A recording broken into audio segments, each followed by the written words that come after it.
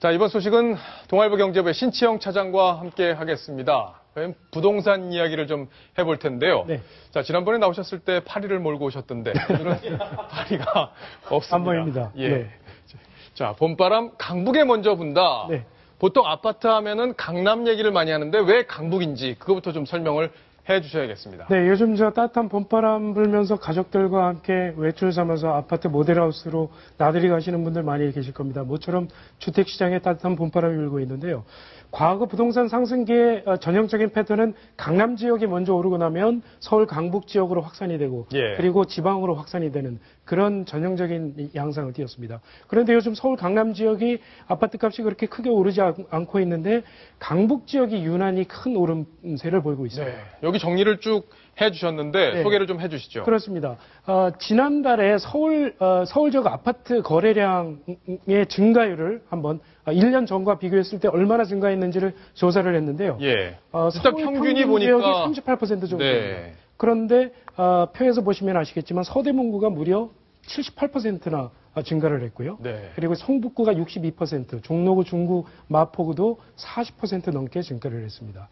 그러면 거래가 많이 된다는 거는 그만큼 사람들이 관심도 있고 그렇죠. 뭐 사는 사람들이 있고 그러다 보면 매기가 많이 몰리다 보면 가격도 오를 수 있고 그렇습니다. 그런 거죠. 그렇습니다. 최근에 이렇게 아파트 거래가 늘다 보니까 서울 강북 지역에서 분양을 하는 아파트들의 청약 경쟁률도 네. 꽤 높은 수준을 보이고 있습니다. 청약 경쟁률. 예, 그러니까 아파트 분양을 하면은 사람들이 막 와서 나도 분양 받겠다 하고 자기 통장을 쓰는 그 율이 높아졌다 이거죠? 그렇습니다. 최근에 강북 지역에서 분양을 한 아파트들을 예를 들어보겠습니다. 성동구 왕십리 뉴타운 3구역에서 왕십리 센트라스 아파트 단지가 분양이 됐는데 평균 10.5대 1로 10.5대 1이요. 높은 경쟁률로 예. 1순위에 마감이 됐습니다. 예전에 얼마 전까지만 해도 분양 안 된다고 난리였죠. 미분양되는 단지가 많았었죠. 예. 그렇습니다. 광진구 자양동 자양 4구역에서 분양을 했던 레미안 프리미어 팰리스도 네. 평균 11.7대 1로 마감이 됐습니다. 아니 근데 자 그러면 왜 이렇게 강북 쪽만 이렇게 들썩들썩거리고 강남 쪽은 조용한 건지 많은 분들이 제일 궁금해하시는 부분이 바로 그걸 것 같아요. 그럴 겁니다. 아마 제가 준비한 또 시리즈가 예. 나올 것 같은데요. 예. 아파트 지역에 집값이 많이 오르고 있습니다.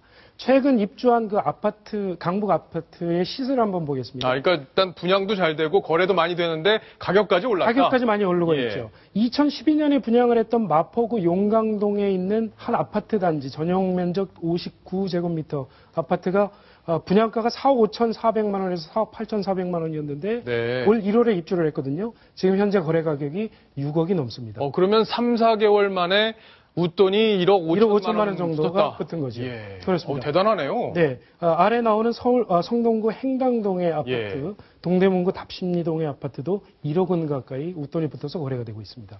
그러면 웃돈이 이렇게 붙는다면은 그만큼 매기가 강하다 이런 건데. 그렇습니다. 지금부터는 그 이유, 왜 강북으로 매기가 몰리는지 그런 것들을 좀 설명을 해주셔야겠습니다. 가장 중요한 이유는 현재 아파트 시장의 그 매수세가 네. 과거에 아파트를 사고 팔아서 돈을 벌려는 이런 투기 수요자보다는 실제로 아파트에 들어가서 살려는 이런 실수요자가 많기 때문인 것으로 보입니다. 그러니까 전셋값이 많이 오르니까 이게 왜 집 사자, 이자도 그렇죠. 낮아졌고 그러니까 그렇습니다. 집을 사자 이런 사람들이 많은 요즘 거군요. 서울 지역의 아파트 전세가가 매매 가격이 한 8, 90% 정도 됩니다. 예. 과거에 한 50%에서 60% 정도 수준이었는데 이렇게 많이 높아지다 보니까 약간의 대출을 받아서 내 집 마련을 한번 해보겠다. 이런 실수요자들이 많아지는 걸로 보입니다. 그렇군요.